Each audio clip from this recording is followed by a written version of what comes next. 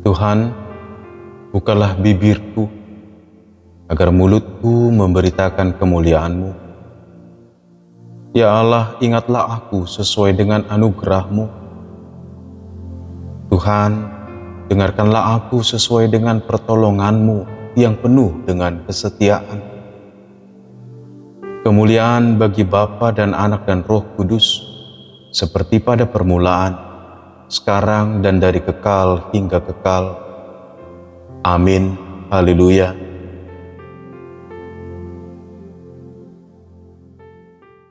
Mazmur 74 ayat 16. Milikmulah siang, milikmulah juga malam. Engkaulah yang menaruh benda penerang dan matahari. Hari Raya Natal sebentar lagi. Kita sudah memasuki minggu Advent keempat, dan dalam beberapa hari ke depan adalah hari di mana kita mengingat suatu peristiwa penting ketika malaikat mendeklarasikan kemuliaan bagi Allah di tempat yang maha tinggi dan damai sejahtera di bumi. Adalah karena peristiwa Allah menjadi manusia. Inkarnasi Allah, ketika Allah sendiri merengkuh atau meraih bumi ini, meraih kita yang fana dan berdosa ini, supaya kita menjadi bagian dalam kemuliaannya. Itu adalah sukacita yang besar ketika Tuhan melawat umatnya. Nah, Bapak Ibu jemaat yang dikasihi Tuhan, apa yang menjadi sukacita kita di hari Natal? Di Natal ini, semoga perayaan-perayaan kita terakhir dalam beberapa hari yang lalu dan menjelang Natal tidak mengurangi sukacita kita ketika kita mengingat peristiwa Yesus Kristus hadir. Saya ingat waktu anak-anak, saya bersukacita menjelang Natal karena marayat-ayat nama dalam hati saya. Dan oleh karena itu saya akan tampil dengan luar biasa di gereja. Mari kita masuk ke dalam ayat ini. Gereja atau bait Allah dianggap sebagai tempat pertemuan umat dengan Allah. Tapi bagaimana gereja atau bait Allah yang rusak, yang dihina, atau yang dihancurkan? Seperti nyanyian Asaf ini, kalau kita baca dari ayat 1 sampai ayat seterusnya, ini adalah gambaran di mana kesedihan ada, keperihan ada. Kok Tuhan membiarkan hal ini terjadi? Kenapa Tuhan membiarkan, tidak membela dirinya ketika baitnya dirusak, dihina? Dan padahal Dia yang maha kuasa, Dia yang bisa melakukan, bahkan Dia yang empunya bumi. Dia yang punya matahari, Dia yang punya penerang di langit, Dia yang punya siang dan malam.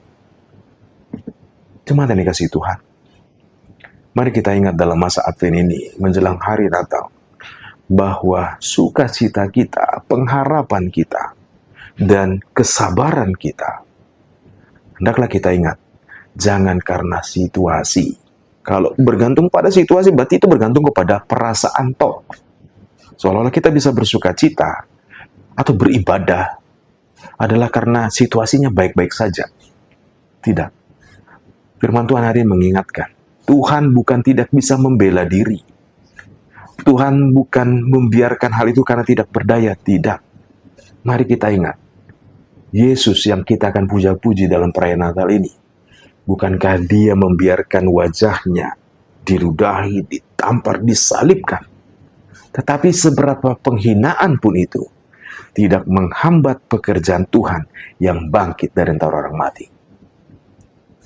Yang menakutkan, yang mengancam itu takluk karena kebangkitan. Supaya kita ingat, Bapak Ibu, Allah adalah roh, dan Dia tidak lagi bergantung kepada tempat. Makanya Tuhan Yesus katakan kepada perempuan Samaria, akan tiba saatnya bahwa penyembah-penyembah itu tidak menyembah di sana, di sini, tidak lagi, tetapi di dalam roh dan kebenaran.